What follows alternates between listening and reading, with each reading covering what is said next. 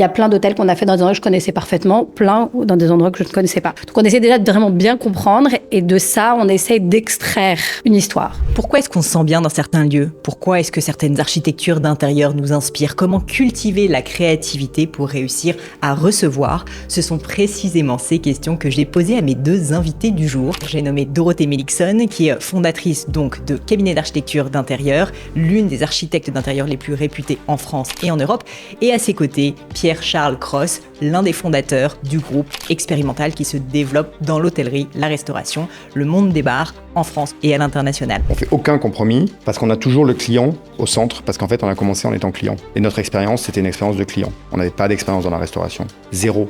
On est rentré dans le fond du sujet du monde de l'hôtellerie et de la restauration. Pourquoi certains lieux ont une âme et d'autres non ? Qu'est-ce qui fait réellement la différence ? Leur business model, mais aussi comment réussir à garder sa créativité ouverte, ne jamais s'endormir, ne jamais être complaisant. Ce sont toutes ces questions que nous avons abordées dans cet épisode. Je ne vous en dis pas plus et laisse place à ma conversation avec Dorothée Melikson et Pierre-Charles Cros. Tous les hôteliers étaient au début dégoûtés des Airbnb, ils écrivaient au scandale, mais on a dit mais c'est génial, parce qu'il n'y a rien de mieux que la concurrence. Parce que si vous vendez juste un lit et un ménage approximatif, Airbnb le fait mieux que vous. Mais un hôtel, c'est pas que ça. C'est une expérience. Dorothée, Pierre-Charles, je suis très très contente de vous avoir ici. Alors j'ai un peu la pression parce que là avec toi Dorothée ici, je me dis tu vas me faire des commentaires sur cette architecture d'intérieur qui est catastrophique, comme tu l'as pu voir. Ça va. Je suis très heureuse de vous avoir. Vous le savez, j'ai déjà eu la chance d'avoir Olivier sur le podcast il y a quelques temps maintenant. Et donc je me suis dit qu'il était grand temps de faire une mise à jour parce qu'il s'est passé beaucoup de choses chez Expérimental et toi aussi dans ta boîte Dorothée. Avant qu'on se lance dans le vif du sujet, j'avais envie de revenir en arrière et de comprendre un petit peu plus votre background respectif à tous les deux. Peut-être pour commencer, parce que c'est un point commun, d'où vous vient à l'un et l'autre, on va commencer par les femmes, par Dorothée, cet amour du beau et des beaux lieux. Est-ce que dans ton enfance, c'était quelque chose qui comptait ? Est-ce que tu peux en parler ? Tu saurais dire d'où ça vient ? Alors moi, j'ai grandi dans un monde assez privilégié avec une mère et des grands-mères très attentives à leur intérieur, à la nourriture, un peu à tout ce qui nous entourait. Et j'ai été sensibilisée assez jeune là-dessus. Je me souviens d'aller en Angleterre avec ma mère à Londres pour aller voir des tissus chez Laura Ashley, de ma grand-mère qui me montrait les choses aussi. Donc, c'est vrai que ça m'a beaucoup sensibilisée et de grandir dans des intérieurs, je dirais pas luxueux du tout, mais très travaillés, très pensés. Et après, voilà, tout ce qui va avec et tout ce qui nous rassemble aussi avec Pierre-Charles, des grand-mères qui cuisinent extrêmement bien, une attention portée sur les tables assez dingue. Donc, c'est vrai, une vraie sensibilité à ça. Et aussi un autre point, je pense, qui nous rejoint, un vrai truc, moi, sur l'hospitalité. C'est-à-dire que ma mère, elle faisait beaucoup de dîners, elle invitait tout le temps ses copains. Et dès qu'elle les invitait, elle se pliait en 4 pour les recevoir. Vous pouvez passer 3 heures à nettoyer les toilettes, les salles de bain, la cuisine pour que tout soit nickel. Elle cuisinait pendant 2 jours pour que ce soit le plus agréable possible pour eux. Et elle le faisait vraiment pour les autres. Et du coup, j'ai vraiment eu ce truc très jeune de me dire, en fait, c'est quand même merveilleux cette attention qu'elle a pour les gens et qu'elle avait pour nous aussi. Et d'avoir envie un peu de retransmettre ça. Un art de recevoir, un art d'être bien entouré, d'être dans un bel environnement finalement. Oui, et puis une attention à l'autre, vraiment, de faire les choses pour les autres, pas du tout pour elle, quoi. Elle le faisait vraiment, et mes grand-mères de la même manière, elles cuisinaient vraiment ce qui nous faisait plaisir, elles se donnaient beaucoup de mal, et c'était vraiment pour les autres, et je trouvais ça vraiment formidable, moi, en tant que personne qui recevait du coup enfant, de me dire qu'on pensait à moi, et que tout était fait, les tables étaient belles pour nous, pas même enfant. Et c'est un truc, c'est vrai que j'ai envie de transmettre aujourd'hui dans les lieux que je fais. Je cuisine pas, mais c'est vrai que c'est un truc vraiment dont j'ai envie de me dire que les gens se sentent accueillis, qu'il y ait plein de petites attentions pour eux dans les lieux dans lesquels ils sont et qu'ils se disent, tiens, on a pensé à moi. Et ça, je me dis que c'est quand même merveilleux dans la vie de se dire qu'on est un peu chéri et choyé, ouais. C'est clair. Et toi, Pierre-Charles, t'as des souvenirs qui te reviennent à l'esprit aussi sur le beau lieu ou sur l'art de recevoir ? Ouais, moi, mes parents, c'était un peu cata quand même. Je dirais que c'était pas tout à fait dans le même, dans la même vibe. Esprit. Alors, ils recevaient tout ça, j'ai des super bons souvenirs, mais peut-être ils étaient un peu moins parfois, peut-être dans le détail ou le soin. Après, j'ai eu la chance aussi d'avoir une partie de ma famille, enfin de mes grands-parents qui vivaient à la campagne, et par contre d'avoir ce côté hyper chouette d'être dans un environnement un peu plus rustique, mais avec du produit, avec de la cuisine longue, avec des grandes tables. Donc j'ai ces souvenirs aussi qui étaient peut-être mes moments préférés d'ailleurs, Noël, les anniversaires, où on était 15, 20 avec ma grand-mère qui cuisinait. Donc ça, je l'ai, clairement. Et après, je pense que c'est plutôt ado qu'on a, nous, avec justement avec Olivier, que tu avais rencontré, avec mes associés, où on est amis en fait depuis assez longtemps. Et où on s'est mis un peu comme ça à être dans cette espèce de côté un peu épicurien, un peu avoir envie de tout goûter, tout essayer. Presque plus au niveau de la fête, non, si je me trompe pas à l'origine. Fête, ouais, mais pas que. La fête, à la limite, j'ai envie de dire que bon, c'est un peu normal quand t'es ado et tout. Bien Mais sûr. nous, on avait en fait le côté un peu, on voulait goûter un sauterne, on achetait un cigare, on voulait partir déjà aussi loin que possible pour découvrir un truc, alors qu'on n'avait pas forcément ni les moyens ni l'âge. Donc il y a une espèce d'envie. Et de rassembler effectivement les deux, les racines clairement où il y avait plein de trucs hyper chouettes, mais aussi d'aller quand même voir plus loin, d'aller voir ailleurs. Nous on vient du sud de la France et on a eu envie assez vite de partir, de voyager. C'est plutôt ce goût du voyage en fait, et de découvrir ça à travers des destinations, à travers des découvertes. Cette émotion qui aujourd'hui pour moi reste la même, d'aller t'arrives dans une nouvelle ville pour la première fois, t'as ces odeurs, t'as cette lumière qui est toujours différente, même si c'est pas la plus belle ville du monde, mais t'as quelque chose d'assez magique, même encore aujourd'hui, d'aller en Espagne, d'aller en Italie, ce qu'on fait, je sais pas, ce que je fais des centaines, si c'est pas des milliers de fois, bah, ça reste toujours, il y a toujours une petite émotion, il y a toujours ce côté, tiens, je vais tester quelque chose, voilà. C'était un peu comme ça, je pense que moi je l'ai travaillé, et puis après, en fait, très rapidement, c'est devenu de toute façon ma vie, mon métier, tout, quoi, ma passion, ouais. Qu'est-ce que je dois savoir à l'un et l'autre sur votre enfance et votre parcours avant aujourd'hui pour mieux vous comprendre et comprendre comment vous en êtes arrivé là? Je raconte pour lui, il raconte pour Ah moi. ben ouais, bonne idée. C'est pour ça que j'aime bien les invités doubles. C'est une fille, je pense, très tôt, très talentueuse, qui est passée par les formations les plus prestigieuses, hyper bosseuse, hyper passionnée. Toi aussi, tu as étudié à l'étranger, tu es parti, Boston, tout ce qui était de meilleur dans le design, et puis une expérience professionnelle aussi de démarrage qui était hyper forte dans le design industriel. Ouais. Donc, je pense il y a ce côté assez tôt quand même d'être genre hyper bosseuse, hyper inspirée, à rechercher, enfin à pas se laisser satisfaire quoi par le premier truc exigeante. venu. Ouais. Maintenant, j'ai très peur de. Mais Alors, qu'est-ce qu'elle va dire? on se connaît depuis longtemps, on se connaît depuis qu'on a 20 ans. Ouais. Et moi, vraiment, un truc que je pense très fort chez les garçons qui m'a toujours beaucoup impressionné, c'est qu'ils ont toujours une confiance en eux assez dingue quand on s'est rencontrés. Ils n'ont pas fait de stage, de trucs. Ils ont décidé tout de suite de monter une boîte. Ils ont toujours décidé que ce serait leur propre patron.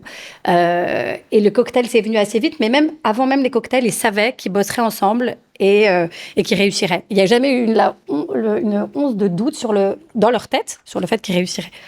Et on en rigolait parfois avec la sœur de Pierre-Charles, avec les copains, en disant « Non, mais attends, ils ont tellement confiance en eux. » Et en fait, ils étaient sûrs d'eux. Et bon, là, la vie a montré que... Bon, et on a envie de te demander la recette secrète pour ça, parce que nous autres pauvres personnes normales, Dorothée et moi, qui travaillons dur, et qui avons des problèmes de confiance en nous, se dit mais comment fait-il? Ouais, écoute, il n'y a pas de recette secrète. Enfin, honnêtement, je pense que c'est Dorothée Bala, ce qu'elle dit assez bien. C'est vrai que c'est quelque chose qui est venu tôt. Donc c'est pas, je pense qu'on s'invente pas entrepreneur, on s'invente pas indépendant. C'est hyper tendance aujourd'hui. Ça l'était pas du tout quand on a commencé. Pas du tout. Ouais, on m'expliquait, moi, on me disait, mais en gros, t'es en train de rater ta vie, mon garçon. Ouais. Trouve un boulot, trouve un machin, arrête tes conneries, en gros, tu vois. Aujourd'hui, c'est tendance. Et c'est très bien parce que ça veut dire, en gros, si t'es pas content de ce qui t'est proposé, quelque part, crée ta propre opportunité plutôt que de te plaindre, plutôt que de systématiquement, tu vois. Oui, mais l'effet contre-productif que tu décris, c'est qu'à l'inverse, il y a plein de personnes qui peut-être ne sont pas faites pour ça, ou se montent un peu la tête en se disant, entre guillemets, c'est cool, et le font pour les mauvaises raisons, peut-être. Peut-être, mais en fait, finalement, toute expérience est bonne. Je pense que le pire, c'est de ne pas tenter. Le pire, c'est d'avoir peut-être des regrets ou de continuer à rabâcher en disant, si seulement j'avais fait ci, j'avais fait ça. Ça, pour moi, dans la vie, c'est ce qui est quand même terrible. Personne ne regrette de s'être planté. Tu vois, c'est un truc un peu américain, mais on fait les succès sont faits d'échecs, et un échec, en fait, c'est une expérience, et tu apprends quelque chose. Donc, par contre, ce que je veux dire, c'est vrai qu'il y a peut-être une espèce de résilience, clairement, et une idée qui germe pendant longtemps, et qui fait, comme Dorothée, on disait, voilà, moi, je veux être indépendant, je veux lancer mon propre truc, je veux pouvoir me gérer, avec tout ce qui vient avec. C'est-à-dire que parfois, les gens veulent le bon côté des choses, ils veulent laisser tomber les 80% qui sont pas forcément cool. Non, il faut tout prendre, mais comme ça a commencé très tôt, nous, en fait, je pense que c'est la chance fondamentale, c'est effectivement, moi, j'ai jamais fait de stage, j'ai jamais Travaillé. CV, T'as jamais travaillé dans une autre j'ai boîte que jamais la tienne. T'as travaillé jamais eu de dans une autre patron? boîte, Mais moi aussi, tu sais. j'ai jamais J'ai eu de jamais fiche travaillé de dans une autre boîte. et Je donc, vois. donc en fait, ça donne une liberté. Mais d'ailleurs, c'est souvent comme ça. D'ailleurs, c'est souvent très tôt ou très tard qu'on peut Ouais. être, je pense, assez bon entrepreneur. Parce qu'au début, on n'a rien à perdre. C'est une liberté fondamentale. Quand on finit ses études, on a tendance à oublier, on a tous un certain âge, mais c'est génial parce qu'en fait, qu'est-ce qu'il y a à craindre? Au pire, tu reviens là où tu étais. Là, maintenant, après, quand tu accumules, tu as des choses à perdre. Mais au début, à part la pression des parents ou des choses qu'il faut savoir gérer, tu es libre. Et quand tu es libre, tu peux entreprendre. Mais au-delà de ça, vous avez aussi une personne, enfin moi je trouve une personnalité, parce que je suis entrepreneur aussi, mais de manière très différente de vous, vous avez une personnalité d'entrepreneur. Déjà, le fait d'être trois et de vous compléter. Ça, c'est clair. Par exemple, Romé, leur dernier associé, c'est vraiment quelqu'un qui voit toujours dans la nouveauté, dans le nouveau truc, il est toujours dans le test des choses. Toi, tu vas être plus rationnel sur certains trucs, mais hyper ouvert à la nouveauté, et vous êtes toujours prêt à prendre votre boîte, à la mettre à la poubelle pour la redémarrer. Et ça, souvent le secret aussi des c'est un boîtes truc dures. qui est assez dingo. C'est pas Ouais. une boîte encore où aujourd'hui ils disent on est confort, on est PDG de la Ah non, ça, boîte, c'est clair. on est dans des grands fauteuils. Non. C'est-à-dire que chaque jour, ils remettent tout en cause. Et ça, c'est quand même assez hallucinant. Ils ont gardé la même énergie créatrice de société aujourd'hui qu'ils avaient en 2007. T'as un exemple, Dorothée, qui te vient à l'esprit où tu te dis, mais tout, c'est fou. tu vois, sur le management, les logiciels qu'ils utilisent, les websites, tous les outils qu'ils ont au quotidien, à chaque fois, ils disent, attends, il y a un nouveau truc, vas-y, laisse tomber. On arrête tout ce qu'on a fait depuis 2 ans, on repart à zéro et on va lancer le truc comme ça.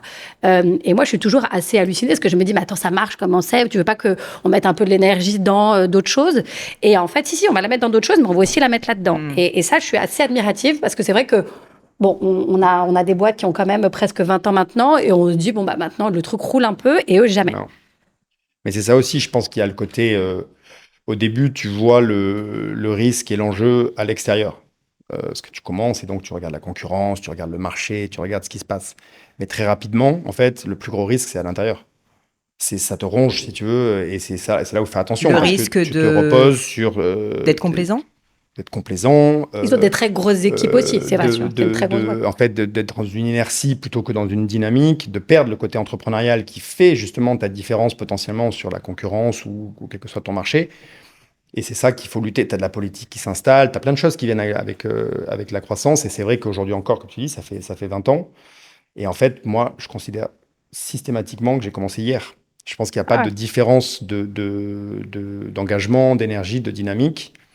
Et c'est peut-être ce qui fait aussi le côté vraiment entrepreneurial. Je ne suis pas du tout, par contre, serial entrepreneur. Il y a des gens qui ont vraiment cette personnalité d'arriver à monter un truc de zéro à un certain stade. Peut-être après, je ne sais pas, peut-être qu'ils sont lassés, tu sais, ils passent à autre chose. Tu as des mecs, 40 ans, qui ont déjà eu 10 boîtes avec 10 plus ou moins succès. Moi, alors là, pas du tout. Je pense que la force aussi, c'est qu'on est quand même, ça fait 20 ans qu'on est quand même dans le même domaine. Donc, on va plus loin, on va plus profond, on va à gauche, on va à droite, mais globalement, dans l'hospitality, quoi. Tu creuses ton sillon parce que tu maîtrises creuses ton sillon, sujet. tu rajoutes des choses, mais on ne s'est pas dit, tiens, demain, on va complètement intégrer notre activité, faire autre chose. Au contraire, c'est le risque aussi. Tu vas intégrer plein de trucs et tu perds, en fait, ce qui était le cœur de ton business parce que tu t'es peut-être, je sais pas, dispersé ou tu peux pas non plus être un expert dans tous les domaines, tu vois. Une question que beaucoup de personnes me posent sur ces sujets-là, c'est est-ce qu'il n'y a pas une lassitude au bout d'un moment? Parce que ça fait 20 ans, mais dans vos cas, tous les deux. Et en fait, même si c'est si différent à chaque fois, c'est toujours un nouvel hôtel, un nouveau pays, tu vois. C'est un grand sujet de conversation qu'on a souvent. Mais... Ouais, Alors ouais, il y a quand même un côté... Moi, un tout petit peu, pour être tout à fait honnête, et souvent je leur pose la question parce que je pense pas du tout qu'on ait fait le tour du sujet, loin de là. Je pense qu'on est même au démarrage. Mais c'est vrai que le quotidien est devenu plus routinier qu'avant. On a aussi eu beaucoup d'expériences, alors beaucoup de déconvenues, beaucoup de choses. Mais c'est vrai que l'effet de surprise, la mise en danger qu'on avait sur les premiers chantiers, sur les premiers gros hôtels, sur les premiers gros financements, est moins présente. Et c'est vrai que parfois, moi, c'est un truc qui me manque un peu. C'est-à-dire qu'il y avait ce saut dans le vide. On faisait tout le temps comme si on savait, alors qu'on savait rien. On faisait semblant d'être des experts, des ingénieurs, des trucs, experts de la sécurité. Et maintenant, on n'est pas du tout des experts, mais pour le coup, comme on a pas mal d'expérience, on s'y connaît un peu plus. Et c'est vrai que moi, parfois, c'est ce truc, je me dis, j'ai envie de monter une autre boîte, j'ai envie de faire d'autres choses pour avoir une mise en danger, des choses à apprendre ça. Je comprends. Après, je pense qu'on traite quand même tous, aussi bien Dorothée que nous, je pense que c'est un des points communs aussi, on traite chaque nouveau projet comme une page blanche. Ouais. Donc, on se sert de notre expérience et de nos acquis, on n'est pas amnésique, mais on a tendance à quand même à très peu reproduire. Je pense que c'est ce qui fait beaucoup la différence. Donc, pour moi, justement, je sais pas, le jour où je suis pas excité par un nouveau projet, c'est le jour peut-être où il faut que j'arrête. Où je dis, très bien, on stabilise, on peut faire autre chose. Tu vois, on est quand même libre. C'est ça le but. Donc moi, à partir du moment où justement, à chaque fois, c'est quand même un nouveau challenge. Enfin, nous, on a pris des engagements quand même qui ont cessé de croître. Donc, entre le premier bar et aujourd'hui un hôtel qui peut être un projet à plus de 100 millions d'euros, malgré tout, il y a quand même des Il y a petits quand même coups de des enjeux pression. qui font que... Il y a 2-3 enjeux, il y a 2-3 trucs où en fait, mais quand même tu pour toi, jongles... Dorothée, c'est quand même pas... Ouais. Enfin, les enjeux montent quand même. Donc, à chaque fois, la pression se renouvelle différemment. Et on veut faire mieux. Oui, mais je te dis, c'est vraiment ce truc de mise en danger. C'est cette espèce de truc où vraiment, avec Pierre Chage, j'ai des souvenirs ensemble sur des chantiers avec, en Angleterre, on connaissait rien aux normes, on avait rendez-vous avec les ABF locaux, les trucs, et en fait, on improvisait tout le temps et on se disait, waouh, on s'en est sorti, c'est passé. Et il y avait cette espèce de truc tout le temps de se dire, on a tellement à apprendre, de bosser pour apprendre. Là, j'ai l'impression de bosser. Je bosse toujours autant, mais plus dans des choses que je connais. Lance-toi dans le retail. J'en ai fait un peu parce qu'on a travaillé pour Aquadi Parma, donc on a refait tous les concepts de leur boutique et tout. Et non, c'était assez cool parce que j'ai appris plein de choses, mais non, je sais pas. Écoute, on sait jamais de quoi demain sera fait. Et puis moi, je suis très à l'aise aussi avec le fait de pas être confortable dans la position dans laquelle je suis et toujours me dire, attends, peut-être que je devrais faire autre chose, ou peut-être je devrais continuer, mais continuer différemment. Ça me va Est-ce que vous acceptez l'un et l'autre de me resituer pour les personnes qui nous écoutent où est-ce que vous en êtes en termes de boîte aujourd'hui? Et vous me dites ce que vous voulez en termes de taille d'entreprise, de staff, de nombre d'hôtels dans ton cas aussi. Et puis toi ensuite, Dorothée, sur justement la diversité de ton portefeuille de clients. Aujourd'hui, nous, donc, notre petit groupe expérimental, c'est 17 hôtels dans 6 pays. C'est à peu près 25 établissements, parce qu'on a toujours, du coup, des bars à cocktails, qui est quand même là où on a commencé, des bars à vin, des restaurants, des plages, à Cannes, à Ibiza. C'est à peu près 1000 chambres d'hôtels, dont 800 qui sont aujourd'hui sur le marché, on va dire, et 200 qui sont encore en train d'être construites ou finies. C'est plus de 1000 collaborateurs, collaboratrices, qui est quand même notre ressource numéro 1, et qui est vraiment un truc exceptionnel, enfin une énorme fierté en fait d'avoir monté cette équipe, cette culture avec des gens qui parfois même la plupart du temps ne se sont pas rencontrés mais ont plein de points communs, parce que moi j'ai la chance de pouvoir voir l'ensemble, quoi. Voilà, c'est plus de 100 millions d'euros de chiffre d'affaires sur le chiffre d'affaires géré. Après, je vais pas rentrer dans les détails nécessairement du business, mais voilà, c'est l'ampleur. Et en même temps, du coup, à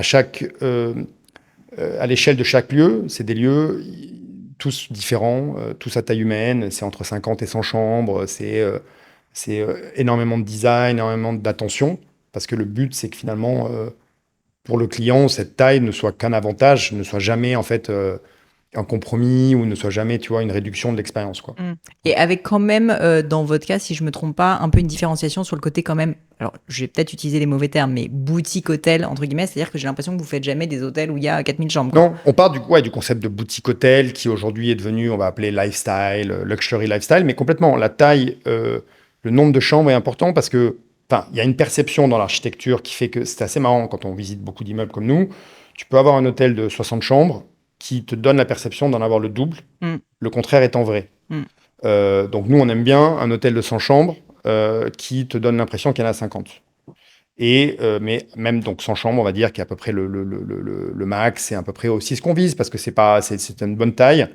Ça te permet quand même de continuer à connaître tout le monde par son nom, de ne pas avoir besoin d'avoir une surabondance de process, de toujours faire confiance à l'humain, au bon sens, à l'attention sincère.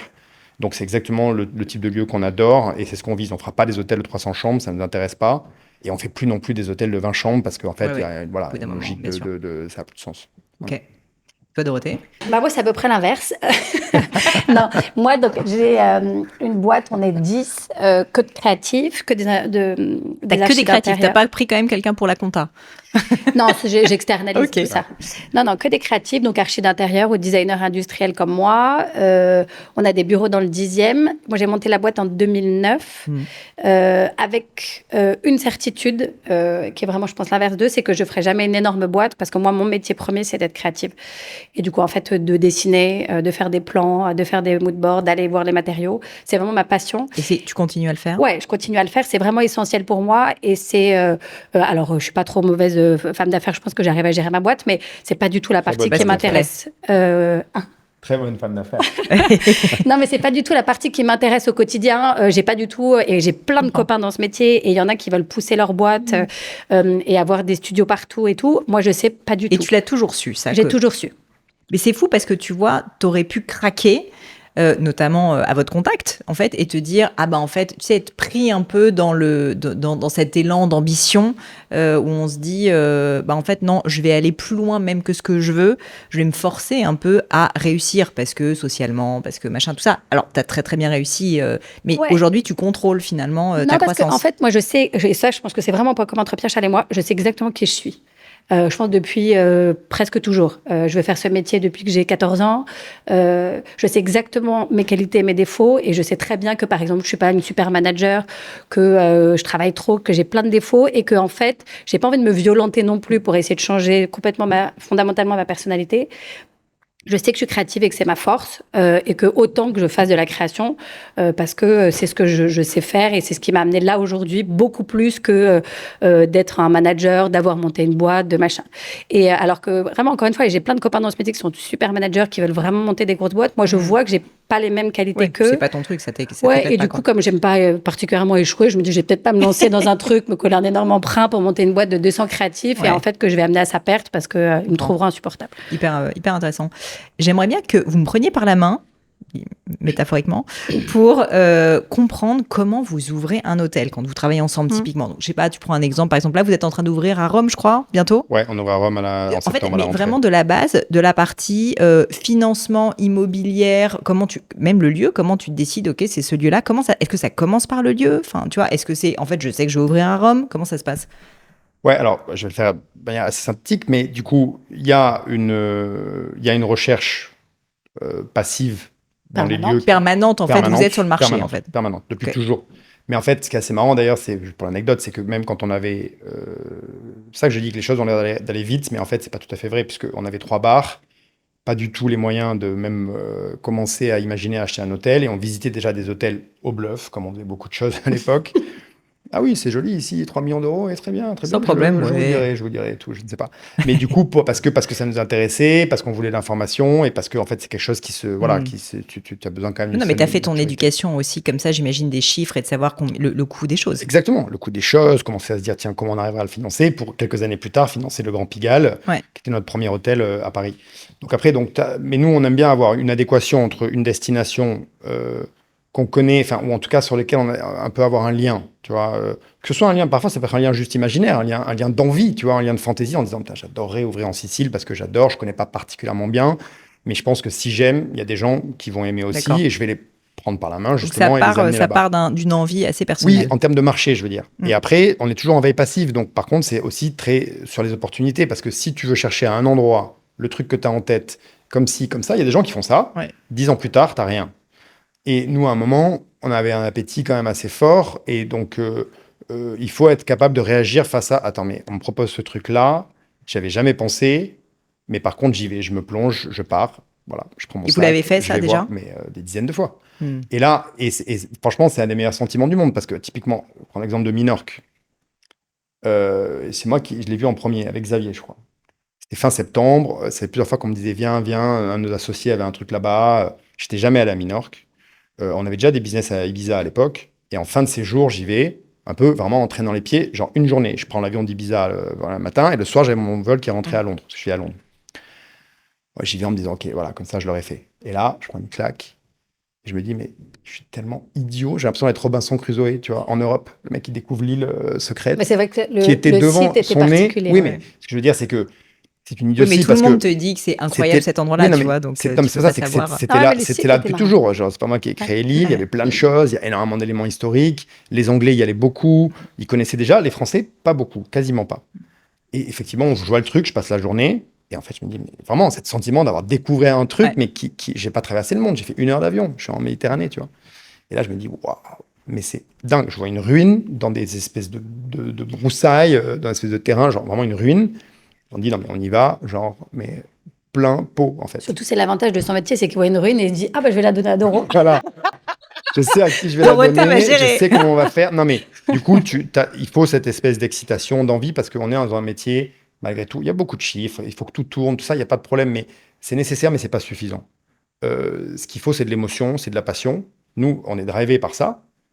Et c'est ce qu'on veut donner à nos clients, c'est cette expérience. Et donc, il faut déjà qu'on ait une émotion sur le lieu. Il faut que les chiffres tournent, encore une fois, mais c'est pas un sujet. Il faut ce supplément, quoi. Et là, typiquement, un lieu comme ça, tu le vois. Et là commence la machine de... Tu découvres le marché, tu découvres le marché, et ensuite tu trouves le lieu direct. Tu découvres le lieu, tu commences à évaluer les choses avec énormément d'hypothèses qu'il faut faire avec peu de temps, peu de moyens, parce que tu peux pas mettre des dizaines de milliers d'euros d'études. Chaque fois que tu vends un lieu, on voit aujourd'hui, je sais pas, 200, 300 dossiers par an. Il y en a, c'est 5 minutes. Il y en a, tu passes 3 semaines avant de le mettre à la poubelle. Mais il faut quand même faire attention. Non, mais ce qui est génial, je me permets d'interrompre, c'est que du coup, votre expérience, elle est priceless. Parce qu'en fait, maintenant, tu peux prendre des décisions hyper rapidement parce que tu as quand même le background. Parce que ce que je veux dire, c'est que nous, après, on a notre cuisine, enfin, on a notre débat interne. On n'est pas toujours d'accord, mais c'est ça qui est top. On finit par se mettre d'accord, mais pas avec un consensus mou, mais plutôt avec un côté, en fait, où il y a du débat, tu vois, qui peut être assez intense entre nous trois. T'as un exemple de débat que vous auriez eu sur un sujet ?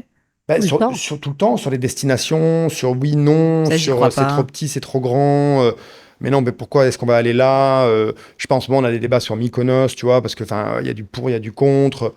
On débat tout le temps, on débat sur la couleur de la serviette, mais c'est un débat qui peut être. On débat beaucoup sur les cuisines, les comptoirs. Ouais, qu'est-ce qu'on fait ? On s'est pris la tête il n'y a pas longtemps sur Porto. Alors, tu vois, c'est notre, 30e projet. Et là, ça a été une espèce de pugilat. Mais non, mais si on fait ça, on est mort. Alors que un bar à vin, genre, on en a fait, je sais pas, on peut même plus compter combien on a fait de comptoirs. Mais parce que c'est comme ça, il y a du ressenti. Mais évidemment, l'expérience aide. C'est-à-dire qu'aujourd'hui, on regarde pas les trucs où on sait que c'est mort dès le début. On élimine beaucoup. Mais après, quand tu rentres pour vraiment prendre ta décision, il faut quand même aller assez plus loin, monter un budget. Ce qui est hyper dur, en fait, parce que techniquement, si tu le fais bien, ça prend 3 mois pour faire un vrai budget à partir d'un avant-projet. Mais en fait, ça, tu peux pas. Donc, tu fais des hypothèses. On a plein d'équipes en développement, en truc. Effectivement, on a l'expérience. Tu montes le truc. Tu vois combien ça coûte. Tu vois combien ça pourrait valoir. Tu vois combien tu vas faire de chiffre d'affaires. Mais tout ça, sachant qu'on parle de l'exploitation. Tu te dis combien va coûter l'exploitation. L'exploitation, mais aussi souvent l'achat. Parce qu'en fait, depuis un moment, on est très impliqué en sortie de Covid. On a créé une foncière, en fait, pour faire l'acquisition immobilière, pour financer et payer les travaux et être copropriétaire, en quelque sorte, des murs. Parce que c'est pas notre cœur de métier, mais malgré tout, il y a beaucoup de valeur ajoutée qui se crée sur les murs. On en crée beaucoup pour les propriétaires. À un moment, c'est super, mais juste payer un loyer, c'est pas forcément intéressant. Et puis, c'est un énorme générateur de... Ça a été une grosse évolution dans votre business, en fait. Ouais. Puis c'est un gros générateur d'opportunités. En fait, là, c'est-à-dire que tu n'attends pas que quelqu'un t'appelle pour te dire j'ai un bel immeuble, est-ce que vous voulez le gérer ? Ce qui se passe aujourd'hui et ce qui est fondamental, tu dis aussi, tiens, là, il y a un bel immeuble, un truc intéressant à vendre. Je suis structuré pour pouvoir faire l'acquisition. Aujourd'hui, le sweet spot des immeubles dans lesquels vous êtes copropriétaire, que vous co-achetez ou que vous achetez avec votre fonds, c'est de quel ordre ? En termes de budget, le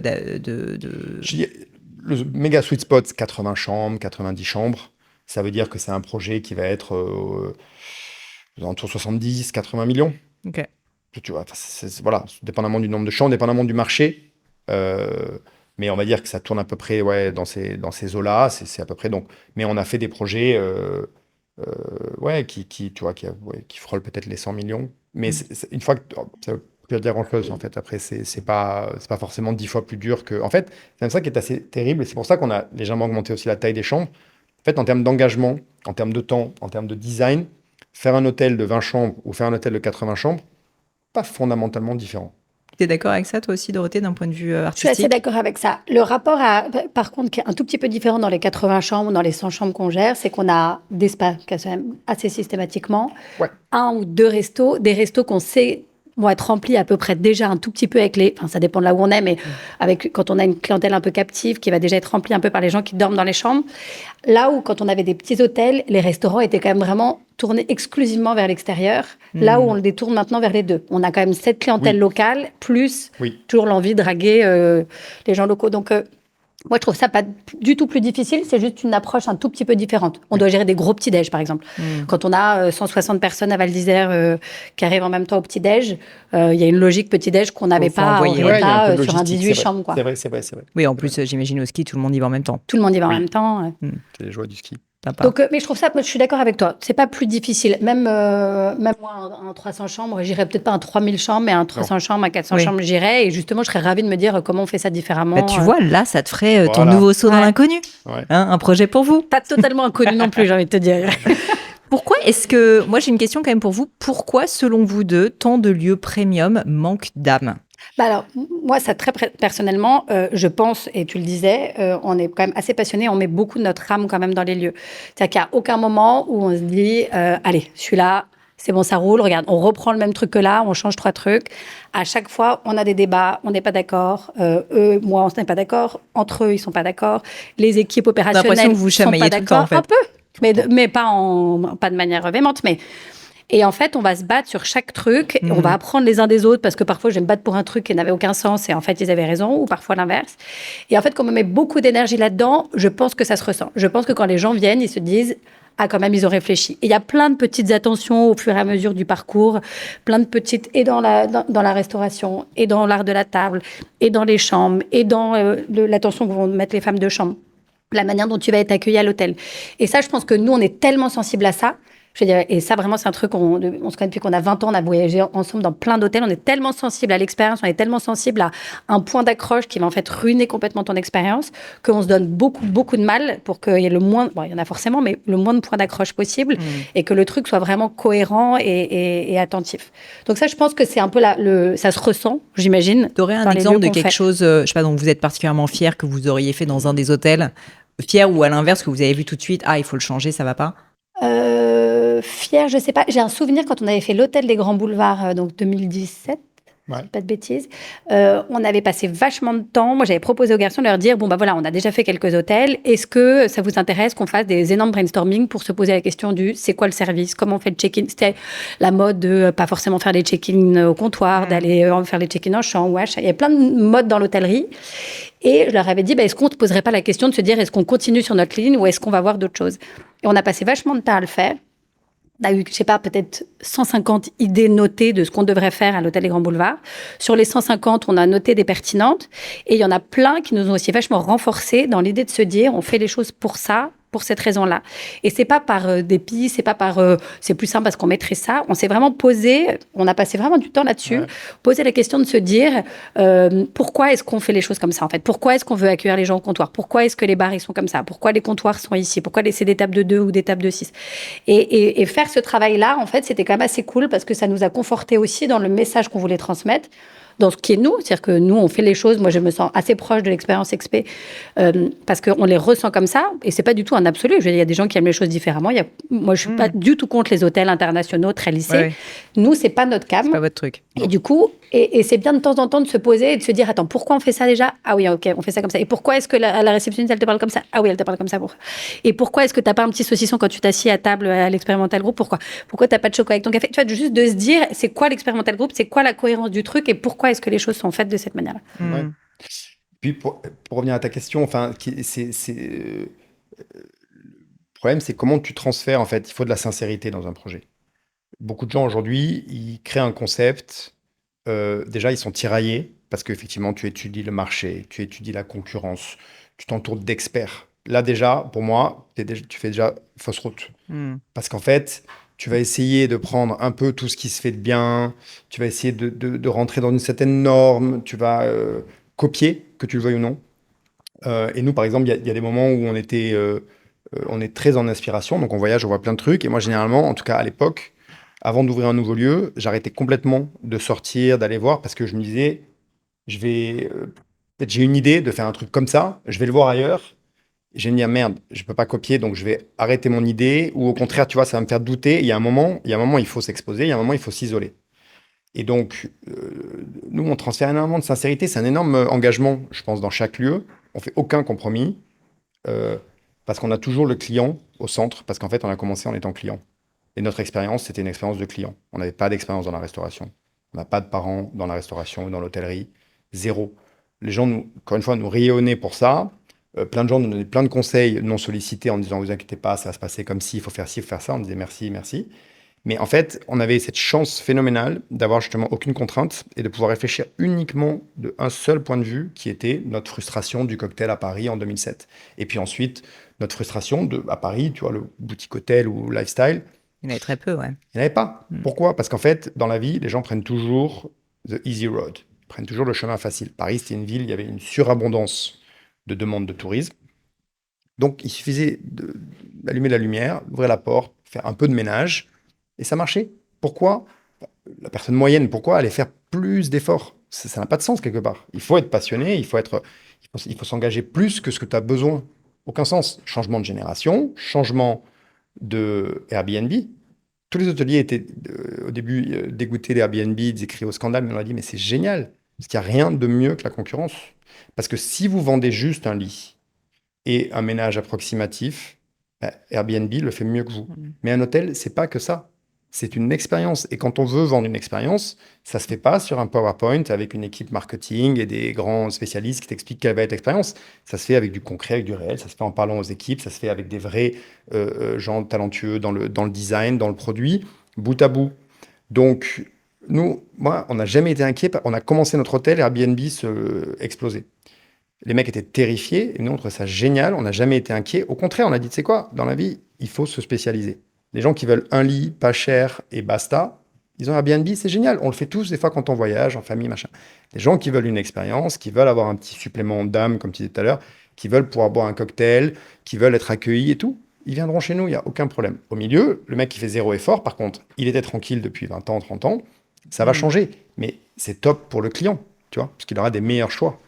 Donc, il y a plein de lieux qui veulent être, mais qui sont de toute façon dans la copie ou dans quelque chose de synthétique. Qui ne se donnent pas vraiment les moyens. Ils ne donnent pas les moyens, qui sont pas. Tout le monde va être lifestyle aujourd'hui, mais nous, on est lifestyle par nature parce qu'on a commencé par l'inverse. On a commencé par le bar à cocktail. Moi, j'étais derrière le bar. Tu vois, donc on a appris et on a toujours gardé toutes ces bonnes pratiques aujourd'hui. Et aujourd'hui, on fait quasiment tous les testing cocktails de tous nos lieux. Tu vois, c'est pas un truc où j'ai dit bon, maintenant ça n'a plus d'importance. Moi, je suis dans des board meetings avec des grandes tables, avec des gens très puissants qui bougent beaucoup d'argent. Mais non, pas du tout. Qu'est-ce qui compte? C'est le cocktail que tu vas boire ce soir dans mon bar à cocktail. Tout le reste n'est que pour ce moment-là, en fait. Voilà. Donc, c'est comme ça aussi qu'il y a beaucoup de lieux qui veulent être, mais qui, en fait, c'est du trompe-l'œil, quoi. Le vernis est très fin, et dès que tu le grattes derrière, tu retombes sur quelque chose qui n'a pas vraiment d'âme, quoi. Concrètement, ça ressemble à quoi votre vie à l'un et l'autre actuellement? On t'imagine en train de voyager tout le temps, toi aussi. Enfin, en fait, vous arrêtez pas. Ouais. Mais ça ressemble à quoi concrètement?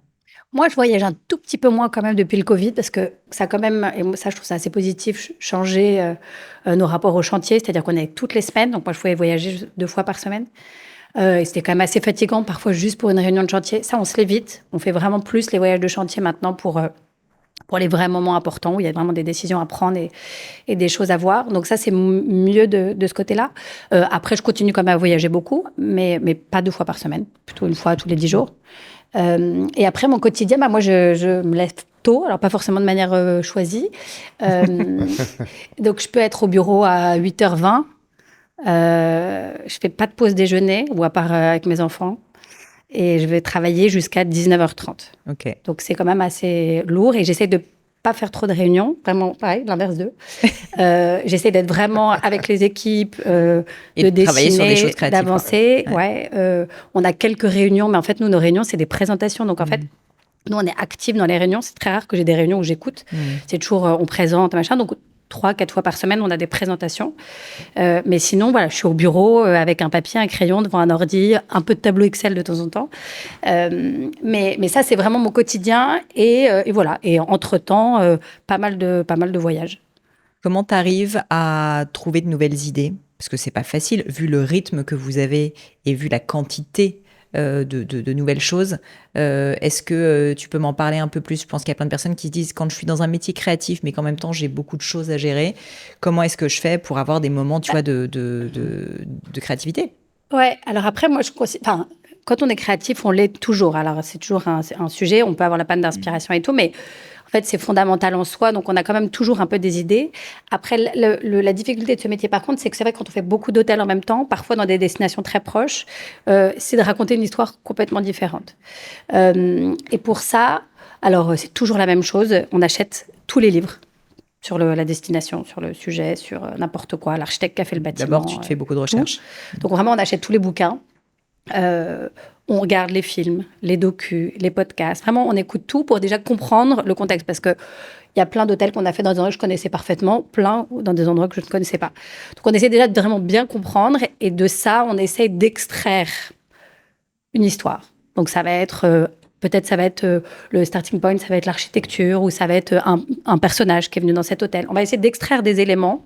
On va écrire un petit storytelling et faire quelques mood boards et on va dire ça, c'est l'histoire. On n'en décroche pas. On n'a pas la tentation de faire un truc à la mode, parce qu'un hôtel, ça doit tenir quand même au moins 10 ans. Donc, on va faire un truc qui se rattache au lieu. Et en fait, comme le starting point, c'est toujours le lieu, ça nous permet de faire des hôtels qui n'ont rien à voir les uns avec les autres, même si on les a fait en même temps. Par exemple, Montessol et Regina, on les a fait ensemble, on les a ouverts à 4 jours près, je crois. Venise et Minorque, on les a ouverts à 7 jours d'écart. Et vraiment, ça n'a rien à voir. Les meubles qu'on a dessinés, les couleurs qu'on a utilisées n'ont rien à voir parce qu'on était vraiment partis de deux contextes différents, deux histoires complètement différentes. Super intéressant. Et alors toi, ta vie, Pierre-Charles, ça ressemble à quoi? Moi, j'aime pas me lever trop tôt.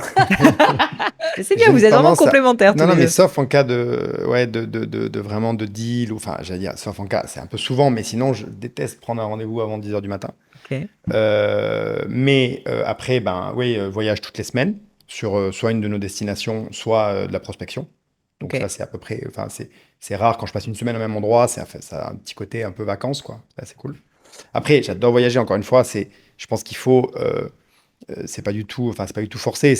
Oui, si tu n'aimais pas voyager, ça serait pénible. Non, mais il y a un moment, c'est marrant, c'est quand j'arrive à devoir penser à mes vacances, là, genre au mois d'août, c'est là où je crache un peu, genre en mode mois de juin, juillet. Là, j'arrive même plus à booker le billet pour partir en vacances, parce que j'en peux plus. Oui, j'allais te dire, ça se trouve, tu n'as même pas envie de partir, toi, pendant tes vacances. J'ai pas envie de partir loin du tout. Mais sinon, tout le reste du temps, je suis toujours hyper excité parce qu'en fait, on va dans des destinations qu'on a choisies, qu'on adore ou qu'on va découvrir, tu vois. Donc, il y a toujours un peu cette excitation. Après, franchement, moi, j'ai pas beaucoup de jours qui se ressemblent. Effectivement, il y a beaucoup de réunions parce qu'on a beaucoup de monde. On est plus de 80 au bureau, en fait. Donc, avec tous les départements, tous les services dans lesquels on aime bien être impliqué. On est toujours en levée de fonds, on est toujours en acquisition, on est toujours avec quelque chose qui vient il y a toujours perturber des deals en cours. Le quotidien, plus le quotidien qui est ultra important. Donc, et quand tu as 25 lieux, en fait, de toute façon, tu as une rotation permanente d'un besoin de l'un, de l'autre, d'un renouvellement de menu, d'une ouverture saisonnière, de quelque chose qui se passe, d'un changement d'un poste un peu clé, tu vois, voilà. Et vous restez très impliqué, excuse-moi, je t'ai interrompu, vous restez très impliqué sur de l'opérationnel pur, genre, tu disais changement de menu, je sais pas, il y a le directeur de tel hôtel qui va pas bien. Hyper impliqué. Alors, on a des méga équipes, des équipes très fortes sur la direction des opérations, toutes les opérations, parce que c'est notre cœur de métier. Nous, on est vraiment, on n'est pas franchisé, on n'est pas vendeur de vagues concepts, on opère les lieux, donc... mais on reste impliqué parce que l'offre et l'expérience client, c'est à ce moment-là qu'elle se passe en fait. On peut faire toutes les réunions qu'on veut. À un moment, la façon dont, si tu viens encore une fois, dans un des hôtels, c'est le moment où tu y es, c'est ce qui va définir ce que tu vas penser du lieu et tout le travail qui a été fait en amont. Donc, oui, on est aussi impliqué que possible. Encore une fois, on a des super équipes, c'est pas un problème de... Ça marcherait pas si, c'est plus un problème d'essayer d'apporter toujours un peu sa touche, sa pierre à l'édifice, de connecter avec toutes nos équipes, parce que je pense qu'ils trouvent ça sûrement, enfin, pas toujours, mais peut-être agréable justement d'avoir cet échange. Moi, j'ai des échanges avec tout le monde, avec le plongeur de Grand Boulevard, où je vais déjeuner si je suis à Paris toutes les semaines, et je le vois, et je dis comment ça va, mais de manière sincère, parce que ça fait, je sais pas, 10 ans qu'il bosse avec nous, donc c'est génial. Et le chef, on fait le nouveau menu, et le barman, et on adore évidemment tous les domaines. Moi, j'adore le vin.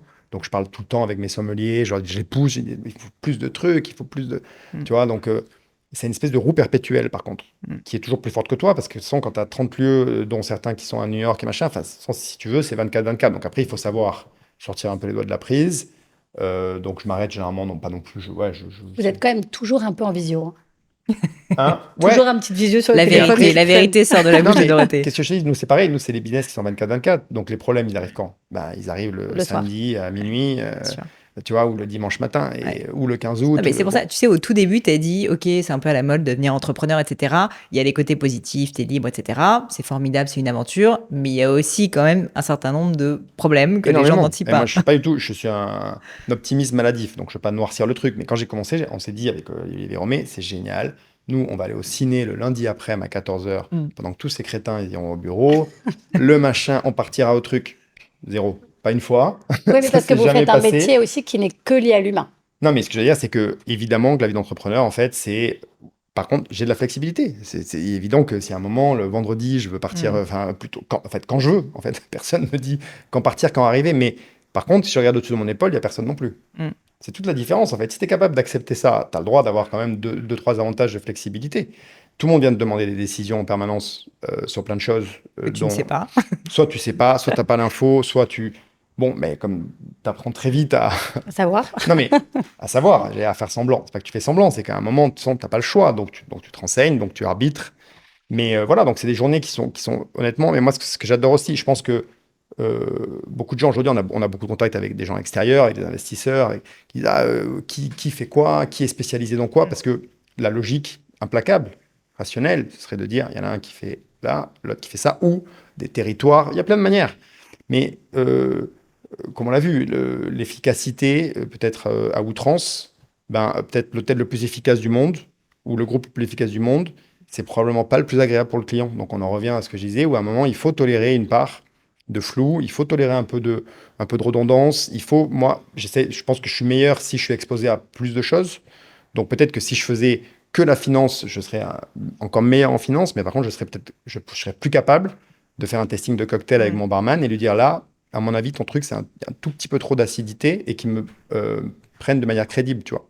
Non, mais j'ai l'impression dans ce que vous dites depuis le début que l'échange, il est fondamental. Et la dispute aussi, mais il est fondamental, tu vois, dans votre réussite, en fait, et le fait d'avoir ces interactions. C'est vrai que si vous étiez tous super spécialisés, il y aurait peut-être un petit peu moins d'échanges, mais comme tu dis, c'est contre-intuitif, parce que Hyper normalement, on se dit... Ouais. Et ça, c'est un choix où vous vous êtes reposé régulièrement la question, de vous dire, allez, Pierre-Charles, moi, je fais ça. Parce qu'en plus, vous devez avoir des personnes qui... Les gens nous la posent tout le temps de l'extérieur. Et puis même vos investisseurs doivent vous dire, il faudrait que... C'est la question, si tu veux, c'est un peu la question qui, à la fois, n'est pas une question bête, mais qui...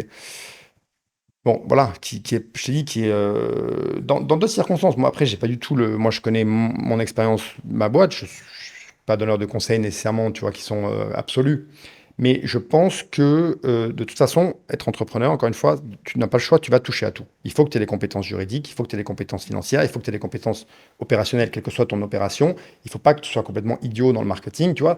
Tu es obligé, parce que le temps que tu montes une équipe, de toute façon, tu seras passé par tous les métiers. Donc, ça ne veut pas dire que tu es le meilleur, mais ça veut dire que justement, tu as cette pluralité. Et je pense que tu es meilleur si tu es polyvalent, quoi. Si tu es polyvalent. Et il faut accepter cette polyvalence. Et moi, en tout cas, je sais que c'est ce qui fait que, après 20 ans, je pense, je ne m'ennuie pas. Parfois, j'en ai franchement ras la casquette, on est d'accord, tu vois. Il y a des jours où je me dis, mais c'est pas possible, pourquoi est-ce qu'on s'impose autant de trucs Mais ça dure 2 secondes et après, je suis re-excité par autre chose. Et évidemment, le fait de toucher un peu à tout, je pense, aide à pas être dans... parce que quand tu es entrepreneur, la base aussi, c'est que tu veux pas justement avoir juste faire la même chose, juste avoir un métier. C'est que tu as cette envie un peu d'avoir des frontières un peu souples. Et donc, il faut être cohérent, je pense, avec ça. Et donc, on a toujours refusé, ça s'est fait naturellement. Hein. On a toujours dit, tu sais quoi, oui, en vrai, on a un peu des spécialités, mais qui sont non écrites. Toutes les grandes décisions, tous les grands sujets sur tous les domaines, on les partage. Voilà. Mais j'imagine que vous avez dû résister à la pression là-dessus, sociale, externe, enfin tout, quoi. Oui, bon, mais comme c'est naturel. C'est naturel. Et puis tu sais, c'est toujours pareil. Quand ça marche, les gens te disent, mais vous avez raison. Oui. Et puis après, si un jour il y a un problème, tu dis, je vous avais dit, il fallait vous spécialiser. Vous deviez être en marketing, vous en machin. Bon, donc, on n'y est pas, heureusement. Les conseils. On arrive aux questions que vous attendez avec joie, c'est-à-dire mes questions signatures de fin que vous connaissez. Vous connaissez peut-être la devise de ce podcast qui, j'espère, vous parlera, c'est rien n'est impossible à ceux qui rêvent assez grand. Et je pense que vous êtes tous les deux concernés. Est-ce qu'il y a quelque chose, un rêve que vous pensiez impossible l'un et l'autre, que vous avez finalement accompli ? Je pense moi j'ai toujours rêvé très haut. Et encore une fois, on en a parlé. Je travaille beaucoup pour y arriver. Je me suis jamais dit que quoi que ce soit était impossible. Vraiment, et encore aujourd'hui, je connais mes propres limites et vraiment, ça m'aide à... Donc, je crois qu'on a atteint un peu le rêve qu'on avait quand on avait 20 ans. Mais il évolue tout le temps, quoi. J'ai toujours le rêve se renouvelle. Ouais, le plus. Ouais, je crois. Mais c'est positif. Ouais. Non, je suis assez d'accord. Moi, tu me disais à un moment, tu me rappelles l'autre jour que je disais, à 30 ans, on arrêtera. À 40 ans, à 40, on arrêtera. Et c'est aussi un peu ce jeu de se dire, c'est toi qui repousses la limite. Donc, en fait, c'est pareil, tu as ce contrôle. Je pense qu'il faut savoir à un moment se dire, comme on disait, si vraiment ça devient trop pénible, si tu n'as plus ce feu, tu vois, cette passion qui te permet de dépasser les problèmes du quotidien, il faut peut-être commencer gentiment à peut-être faire autre chose. Mais là, c'est pas le cas. Je ne vais pas dire qu'on vit le rêve, mais concrètement... Oui, non, mais c'est dur, mais vous éclatez, quoi. Ouais, si tu m'avais dit à quoi ça ressemble une entreprise... Voilà, j'aurais bien aimé qu'il n'y ait pas le Covid. t'avouerai que particulièrement dans notre industrie, ça a été un tout petit peu 10 ans de boulot qui ont été genre effacés, en fait.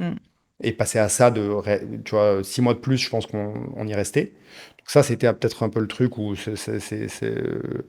ouais, j'aurais bien fait 100, en fait, parce que on n'a qu'une vie, en revanche, donc c'est bien ce qu'on construit, mais en fait, tu vois. Mais sinon, globalement, ouais, je pense que c'est quand même pas mal. On revient d'un week-end à Ibiza. Donc vous êtes bien. On est bien. Très bien. Parfait. Une question sur l'échec. Est-ce que vous avez l'un et l'autre vécu, vous n'êtes pas obligé de répondre, hein, mais vécu un échec important ou un moment de doute, un moment difficile et surtout, qu'est-ce qui vous a appris cet échec? Moi, je pense que des échecs, on en a eu plein. Chaque chantier, chaque truc, de manière professionnelle, je parle là. On découvre qu'on a fait un truc mal, qu'on avait fait un truc bien avant et qu'on l'a déconstruit, en fait, en voulant changer des trucs. Donc, à chaque projet, je pense qu'il y a 1 milliard de trucs qu'on aurait pu faire mieux. Mais moi, je fais partie des gens où, en fait, les échecs, tant mieux. Moi, je vis dans le présent, mais genre, j'ai jamais vécu dans le passé. Le futur m'intéresse, mais le présent, vraiment, ce que je vais faire aujourd'hui m'intéresse. Et du coup, en fait, tous mes échecs m'ont amené là. Et comme on l'a dit, moi, je suis assez contente de là où je suis aujourd'hui. Ça pourrait être mieux, ça pourrait être pire, mais moi, je suis contente de ce que j'ai. Tant mieux. Enfin, chaque échec m'a amené là et je referai rien différemment. Très bien, très bien. Nous, écoute, on s'est planté dès le début parce qu'en fait, le premier bar qu'on voulait acheter, avant l'Experimental Cocktail Club qu'on a toujours, c'était une espèce de liquidation judiciaire, un espèce de truc, une affaire compliquée. On avait mis toutes nos économies. À Paris aussi ? Bloqué à Paris. On l'avait pas eu, on s'est fait truffer. Ouais, un truc de fou. Donc, on a fait autre chose en attendant parce que littéralement, tout notre argent était piégé au tribunal de commerce. On l'a fêté avant que vous l'achetiez. On l'a fêté avant parce que ça faisait 1 an qu'on cherchait un bar, qu'on bassinait tout le monde à Paris et qu'on sortait en disant on va ouvrir un bar. Et les mecs disaient écoute, dès comme toi, j'en ai vu à l'appel, c'est bon.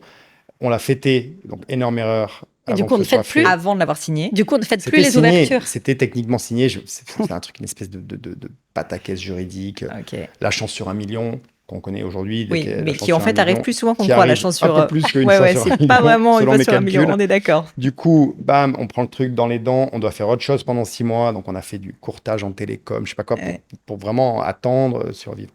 Bon, là, on allait jeter l'éponge, littéralement, parce qu'en fait, là, pour le coup, 1 an à vivre sur le canapé de ta sœur, les parents, tout le monde qui dit, bon, là, c'est bien gentil, les gars, mais vous avez fait des études quand même supérieures, vous êtes diplômés, maintenant, il va falloir trouver un boulot, en fait, c'est bien, vous avez eu votre petit, tu vois. Vraiment, on était à ça. Et là, boum, on trouve le premier bar qui sera donc l'Experimental Cocktail Club, qui sera quand même vraiment le début, de l'histoire. La pierre sur laquelle on a tout construit. On ouvre ce bar, ça marche, enfin, assez vite, assez bien. Honnêtement, on ne peut pas forcément espérer mieux. On ouvre le deuxième bar, on a fait se planter. Parce qu'en fait, on avait tout fait bien, sauf on n'avait pas bien évalué que c'était dans le 5e, premier bar qu'on a vendu. Et en fait, le bar était génial, le lieu était top, la déco était canon, mais on n'avait pas bien calculé que le quartier, pour les Parisiens, en fait, le 5e, c'était excentré. Moi, je leur disais, mais je comprends pas. Le centre de Paris, c'est, vous voyez, la pierre qui est là sur le parvis de Notre-Dame, oui, c'est censé être le 0.0, et c'est à 50 mètres à vol d'oiseau. Mais non, ça les intéressait pas. Donc, ça a marchouillé, mais tu vois, ça aurait pu s'arrêter là, en fait. Et ça nous avait pris toutes les ressources, et on bossait jusqu'à 4 h du matin. Il y avait un voisin pénible aussi. Hein. On allait à 8 h le lendemain sur le chantier, on finissait encore un truc, on était en retard. Enfin, ça a failli nous tuer, tu vois.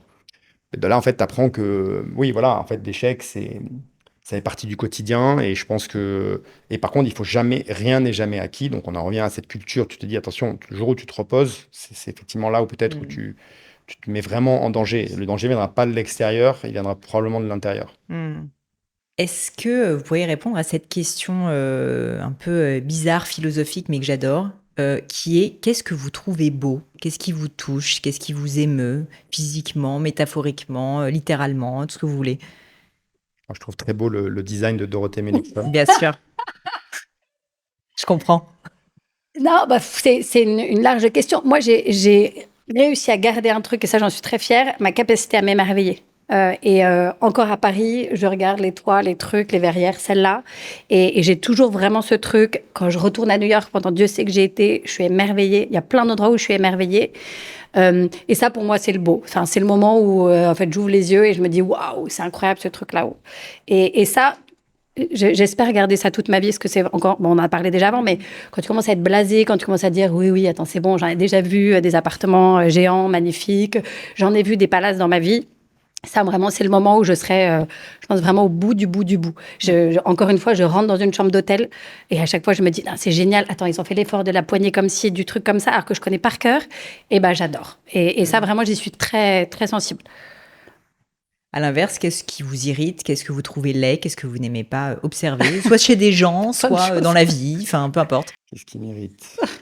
Beaucoup de choses. Plein de choses. Non, ouais. non, bah après, je vais pas ramener, mais je trouve qu'en ce moment, moi, ce qui m'irrite, on a un peu un manque de débat d'idées, je pense. On est beaucoup sur, que ce soit en politique, que ce soit même parfois en société, on est beaucoup sur l'attaque personnelle plutôt que de pouvoir, genre, vraiment débattre. Moi, j'ai toujours adoré ça, de pouvoir ne pas être d'accord fondamentalement, mais s'écouter sur des arguments plutôt que s'attaquer, en fait, à personnel. Oui. Et je trouve qu'aujourd'hui, c'est un peu un truc qui mérite. Et c'est souvent les gens, d'ailleurs, qui prônent la tolérance, qui finalement sont les plus intolérants. Dès qu'on n'est pas d'accord, en fait, on est catégorisé. Et je pense pas que ça fasse du tout évoluer le débat. Et ça a tendance un peu Ouais, je suis d'accord, c'est marrant. à que tu dises ça. mériter. Ouais, Ou juste faire des pirouettes rhétoriques, mais sur le fond, exactement. en fait. Par contre, sans jamais traiter l'idée. Et que ce soit en politique, et là, c'est très évident en ce moment. Mais par exemple, on peut plus parler d'économie. On peut jamais dire un truc. Ou alors, d'une manière complètement incompréhensible. Ou alors d'une manière qui, en fait, revient à quelque chose ultra démagogique ou ultra basique. Et je trouve que c'est un peu insultant pour tout le monde. Et ouais, ça Oui, et puis mérite un peu. et c'est comme ça qu'on apprend. Moi, je me souviens quand j'étais petite, je disais systématiquement l'inverse de ce que disait mon père, ce qu'il rendait dans des rages folles. Et je disais, oui, mais comme ça, je comprends. En fait, le truc, c'est que si je t'écoute et Ouais. que. Mais si je donne un contre-argument, et là, le truc prend tout son Ouais. sens. Et je suis d'accord avec toi, c'est vrai qu'on débat plus, c'est devenu très compliqué, tout est polémique. Ouais. Alors que c'est en fait de Comme l'autre qu'on les gens ont apprend. peur sur les réseaux sociaux de se faire emmener. Surtout la exactement. religion, la politique, la Sur un géopolitique, dîner, on n'importe peut quel plus parler sujet. de ci, de mi. Oui, même un dîner, tu me diras. Ouais, il y a un côté méga politiquement correct. Tout le Même monde la fait vachement sexualité, gaffe. tout, on parle plus de rien. Tout est, tu vois, même je dis, enfin pour je sais pas, une plus jeune génération et tout, là t'arrives maintenant, tu dis bon, de toute façon voilà, il faut que tout soit gris, tout soit beige. Il faut pas dire si t'aimes pas, il faut pas dire. Moi je trouve que c'est un peu genre, je trouve que c'est un peu pesant en fait. Et alors, quand tu poses une question ensuite à ChatGPT, là, c'est encore pire. Parce que Il t'es prend la forme. formidable. Tout cauchemar. est formidable. Et du coup, ouais, ça, je trouve que bon, voilà, mais après, c'est pas bon. Je pense que Ouais, je vois. C'est Je vois très bien. Bah alors, c'est parfait parce que tu vois, j'ai une question. C'est quoi ton opinion impopulaire que d'autres contestent, controversée, non politiquement correcte? Il en a plein. Non, Bah non. voilà, mais c'est le moment pour en parler. Non, je sais pas. Non, je vais pas me lancer dans les débats sur Prise à son propre le jeu. CO2. Non, non, je sais pas. Je pense qu'il y a quand même, ouais, il y a quand même un peu de greenwashing. Enfin, en fait, pareil, moi, je suis quelqu'un de très rationnel, très cartésien, si je le veux. J'ai cette capacité. C'est pas que ça me guide, mais et c'est vrai que c'est un peu ce qu'on disait tout à l'heure, c'est qu'au lieu de parler fondamentalement des choses et de trouver des solutions qui sont en fait à portée de main, qui sont, tu vois, accessibles, on diabolise les gens. Ouais. On fait faire des trucs qui ont aucun sens. On te fait trier 3 trucs chez toi, machin, alors qu'en fait, on pourrait faire un truc beaucoup plus efficace, beaucoup plus technologique. Maintenant, on te diabolise sur le plastique. Alors, c'est sûrement vrai, mais en même temps, du coup, tu peux trouver d'autres solutions. Mais maintenant, le verre, c'est pas bien non plus. Alors maintenant, c'est l'aluminium, soi-disant, parce que c'est léger. Pour le coup, Mais- je vais dire un truc pas politiquement correct, mais pendant des années, nos hommes politiques nous ont dit que le nucléaire, c'était le diable.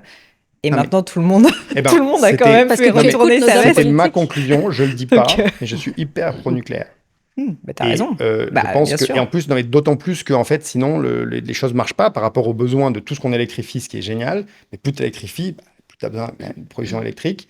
Et voilà, je sais pas, il y a des pays comme l'Allemagne aujourd'hui qui en fait sont hyper donneurs de leçons en écologie en Europe depuis toujours. Ouais. Et qui maintenant chargent peut-être leur Tesla avec des centrales à charbon. Et moi je me dis, mais c'est quand même genre, ou avec du gaz, je sais pas, Ah ouais, russe, ou enfin, tout à fait. d'où est-ce qu'ils viennent, on s'en fout. Mais... Et là je me dis, merde, c'est quand même un truc de fou. Alors que on a perdu 20 ans, alors que par contre, Bien on sûr. aurait pu régler, tu vois, une partie du problème. Tu sais, Voilà. nous, dans la joaillerie, il y a un débat qui me fait un peu rigoler, c'est sur le diamant de synthèse où tout le monde te dit c'est super éthique et tout. Oui, c'est produit en Chine avec Mais on des en centrales revient un peu, non? Ouais. avec des centrales à charbon, si tu veux. Donc, à un moment donné, quand même, c'est compliqué. Et puis, par ailleurs, effectivement, le prix s'est complètement effondré. Mais ce que je veux dire, c'est que sur tous ces sujets qui nécessitent beaucoup de recul et de temps long, je pense qu'il faut être très vigilant et avoir beaucoup de discernement avant d'être donneur de leçons, parce qu'en fait, Exactement. c'est très Et compliqué. il y a trop d'émotions en fait. Les gens parlent sur de l'émotion Mm. et personne n'a envie de détruire la planète, personne Bien n'a sûr. envie de.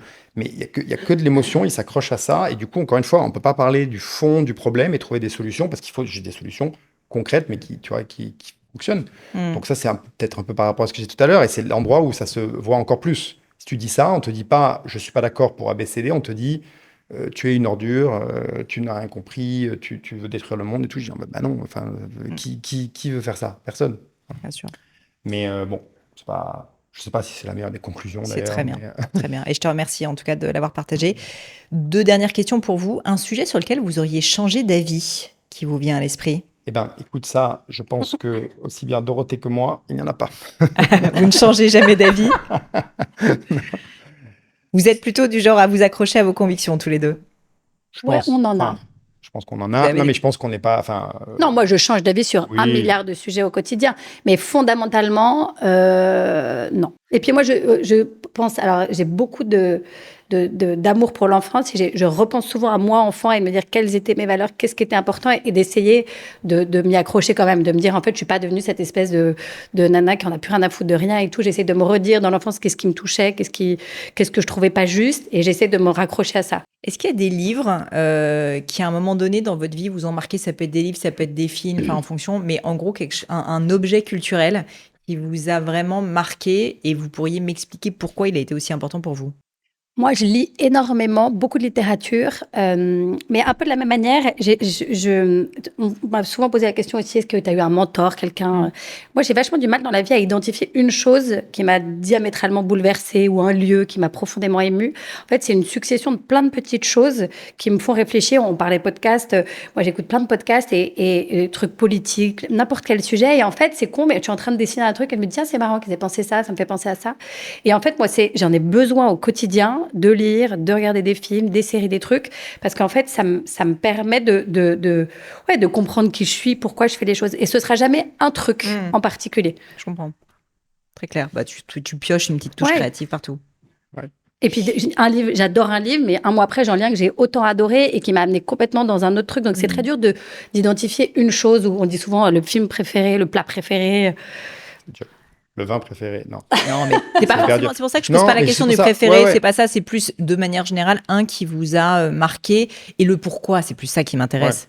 Moi, je pense, un peu relié à mon industrie, on va dire, il y en a d'autres plus personnels, plus sur de la philosophie et autres, mais à mon industrie, Kitchen Confidential, d'Anthony Bourdain, je dois dire que, et je ne l'ai pas vu venir, tu vois, parce que c'était je l'ai lu il y a un moment, avant qu'il soit mort, mais déjà tout le monde en parlait, donc je vais le lire parce qu'il le faut, si tu veux.